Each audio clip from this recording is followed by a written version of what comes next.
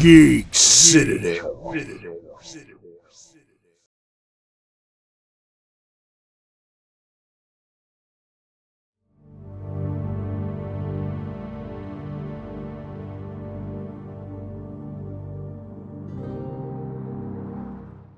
We've all heard of fairy tales, and they usually have horrible endings or a happily ever after.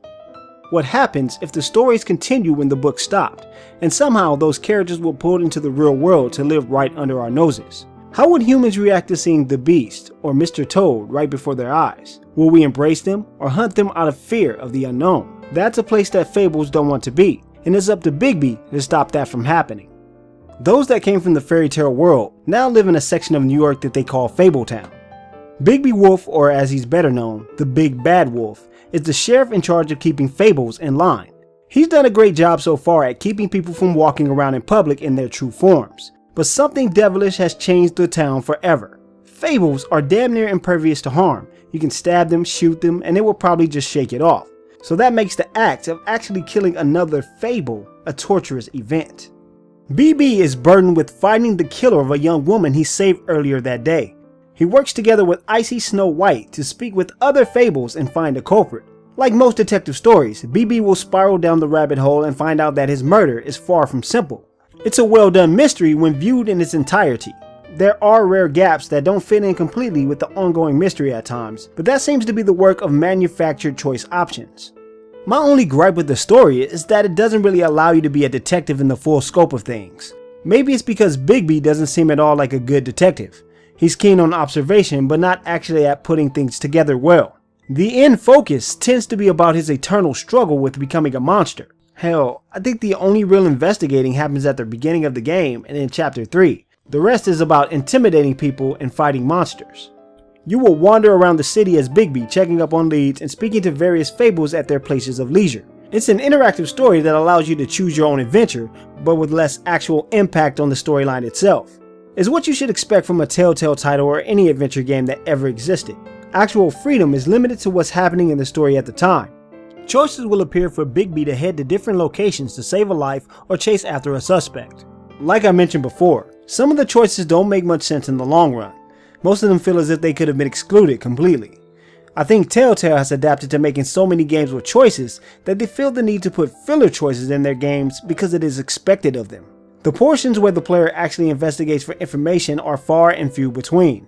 It all tends to be about casually searching for items in a set room until Bigby finally figures it out for himself.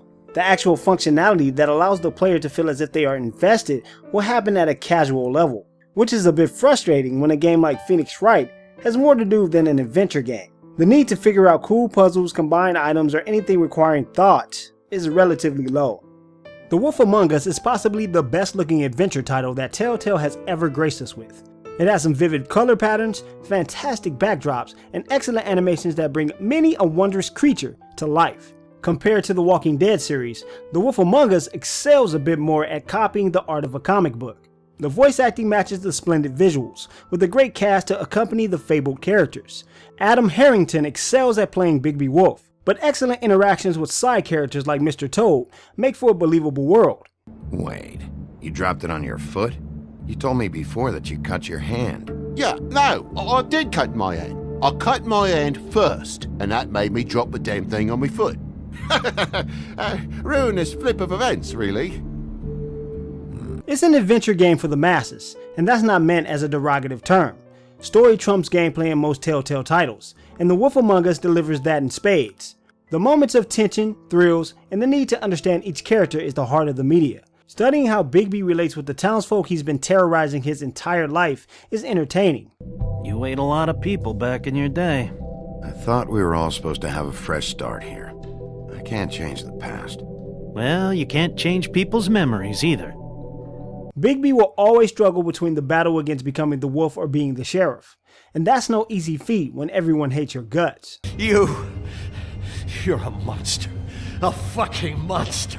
Bigby's journey is like reading a great book that you can slightly interact with. You won't feel as if you've accomplished much from the gameplay, but you will enjoy the story on the way there. The Wolf Among Us receives a wait for a sale from Geek Citadel. This is a great game about interacting with QTEs and barely about using adventure game mechanics. However, that doesn't stop it from telling an excellent story and being well worth the trip to Fabletown. For more Geek Citadel reviews, subscribe to our channel here on YouTube and check us out at geekcitadel.com. We're also in the social network with Twitter, Facebook, and Google+. Thanks for watching, and see you guys next time.